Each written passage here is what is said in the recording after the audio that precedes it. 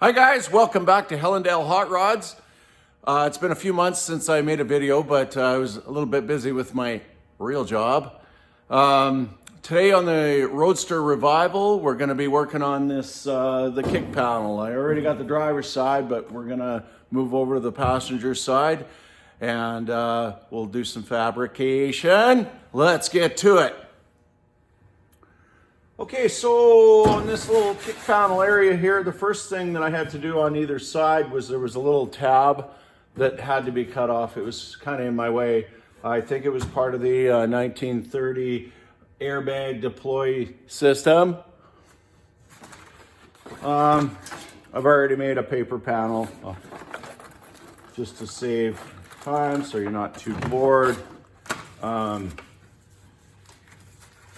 It's not side specific, obviously, so just kind of sits in there kind of like that. Anyways, you get the gist of it. So to save time in the video, I've already trimmed this sucker out, filed off some of the sharp edges. Some of the tools that I have used are it's an electric shear. I got this guy from Princess Auto. Works like a dream. I had an air shear before and it wasn't very good for tight corners. This guy here for the center hole, I drilled a hole, and I don't know if you can see that. I think it's called a nibbler. These guys are great. You can't get too close to the edge, but it, you know, removes a fair amount of material in a tight area, and it's you can make some nice tight corners. We've used the little snips and you know, your little die grinder thing. Couple of files. All right. So this guy is going to have a radius bend right here. I'm going to do that with the tipping wheel on the bead roller. This guy will be, it's a 90 up. It's, you know, we're going to use the brake. And I got another one here. This one's a brake as well. So, oh, and there's one bead here, obviously done with the bead roller. We're going to pre-stretch with the English wheel, and then I have some material that I'm going to be putting on the inside that goes all the way around here. It kind of just makes it a little bit more stiff. See you soon. The first part I'm going to tackle on the panel is this is 1/8 thick material, flat bar, 1/2 inch wide. Got it all welded on the inside there. I think it looks pretty. So just to get it going with this, the flat bar around that area, that's what I got. Well, a little wider at one end, but whatever. So anyways, it was kind of twisty. I had to straighten it out. I'm going to start it off. I'm a use what you got type guy, so probably going to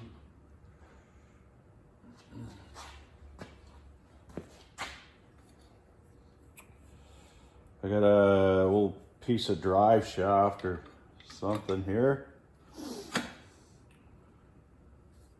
This stuff's really, really easy to manipulate. This is just the start.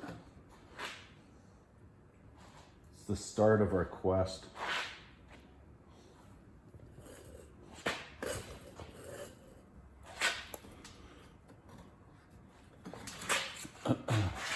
Get a little bit of a bend there. Like I said, it's pretty malleable.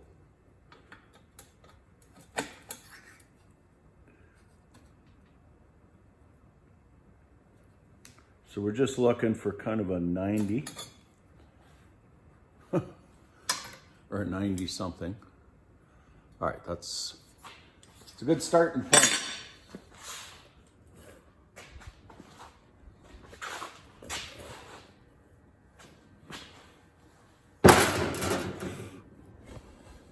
Meet the camera guy. All right, so first of all, we want to weld this on the proper side, so we got to determine what's in and what's out. In. All right, so I want the seam to be at the top. It'd be less likely for anyone to see it. Try and hide your defects.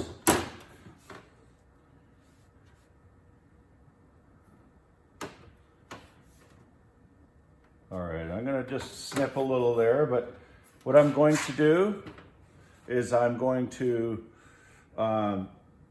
weld it or tack it along here, and then I'll like just hammer and dolly it around instead of trying to get the curves just right with the piece of drive shaft.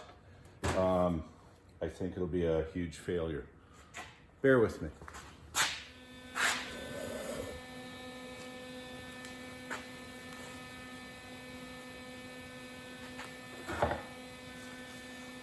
Just getting her tacked in here.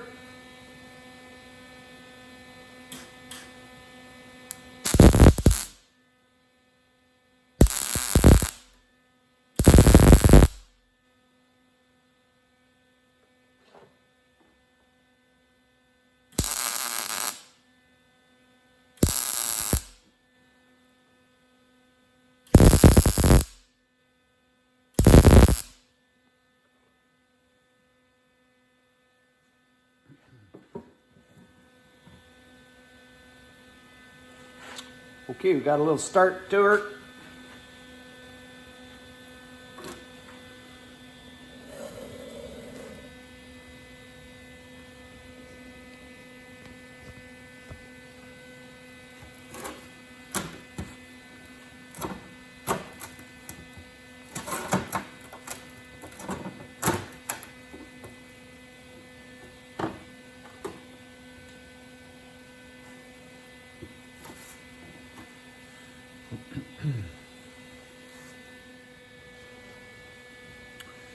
Just making a little corner here.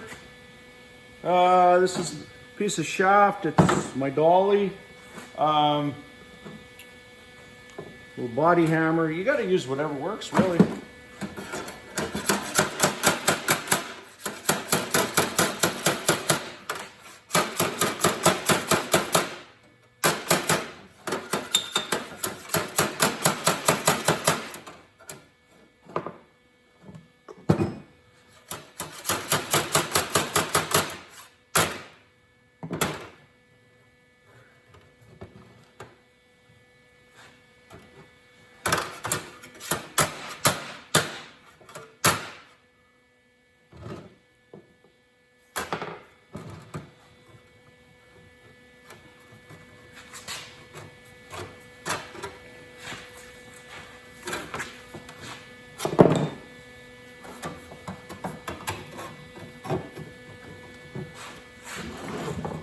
Things are happening.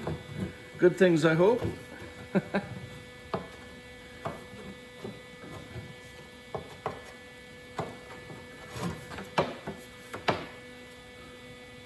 Obviously, if it was any thicker material, you'd be heating the snot out of it.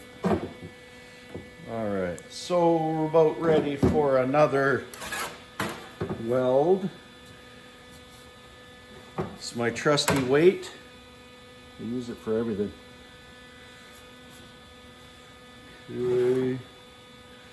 I'm just gonna mark off where we're gonna weld to. I don't want to weld too far. I don't want to try and cut this apart again. It's pretty thin stuff. All right. Give it a little weldy weld. snip your ball.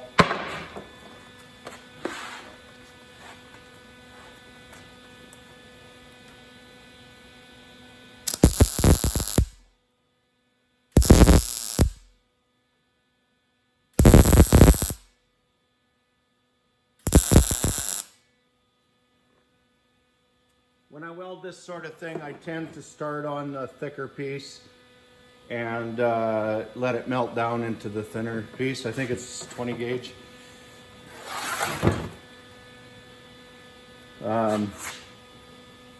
That's how I do it. I'm no welding instructor, but maybe that helps somebody out, right? That's kind of what these channels are for. Help me out lots. Got a little warpage going on.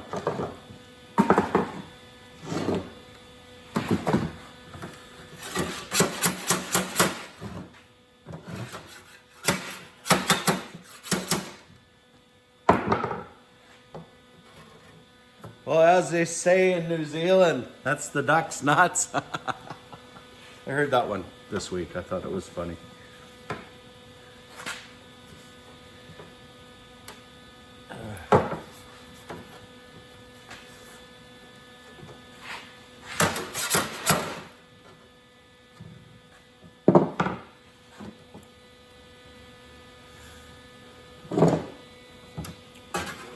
Put a little weight on her one more time.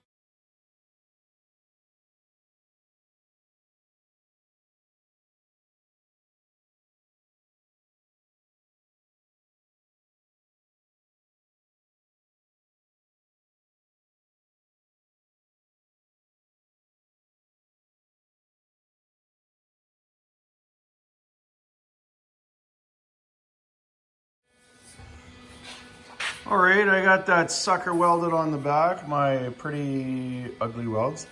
I knocked down some of the penetration welds, I guess you would call them, with the flap disc.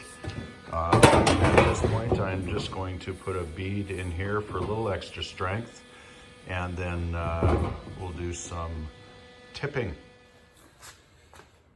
All right, just putting a bead where the line is. This is not the most exciting ever. But anyways, it's exciting for me because I get to be in my garage working on stuff.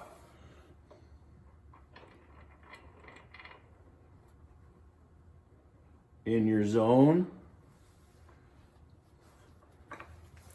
All right, so I usually just give it a little and then back it up.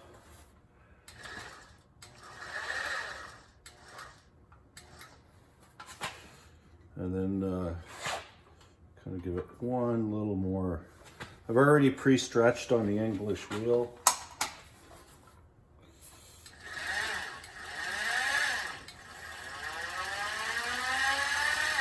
I think I'm going to redo my bead roller this winter. I'm going to make it a little bit heavier duty and maybe a little deeper throat. Shout out to Earl Fisher on Make It Custom. Like his. That guy is a master metal artist. There, we got a bead. There, gives a little bit of strength. Okay, I got my handy dandy tipping dies on there now. Tipping die. I have to do hard to see, but it's this curve. This bend has a curve this way and then this way, so you can't really do that on the brake, obviously. Oh, look, I got a little handle.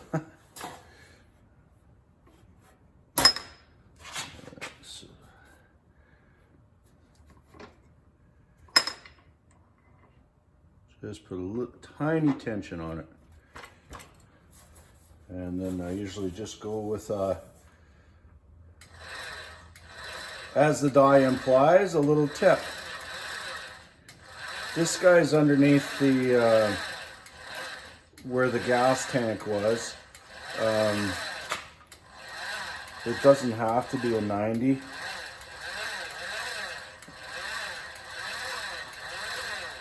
Nobody's ever going to see it, but, well, you know how it goes. You want to look pretty. Just going to put a little more tension on this sucker.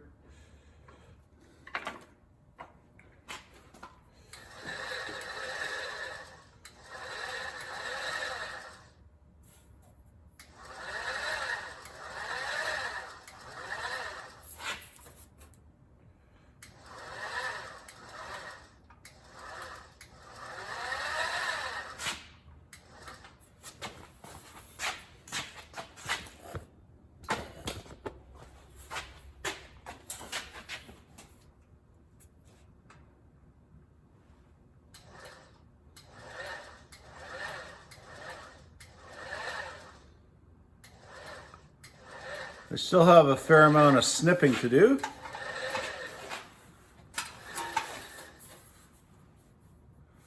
Get the gist of it.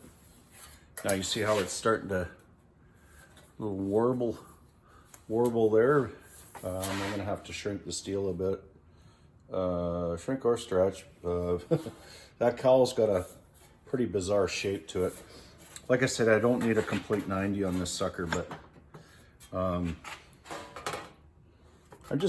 I don't know. The fewer sharp edges, the better. And it's a hobby, right?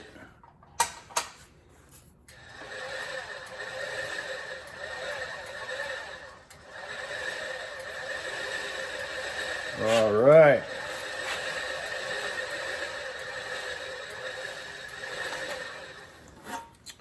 That one is done. Got a couple of more 90s. One here, one that way.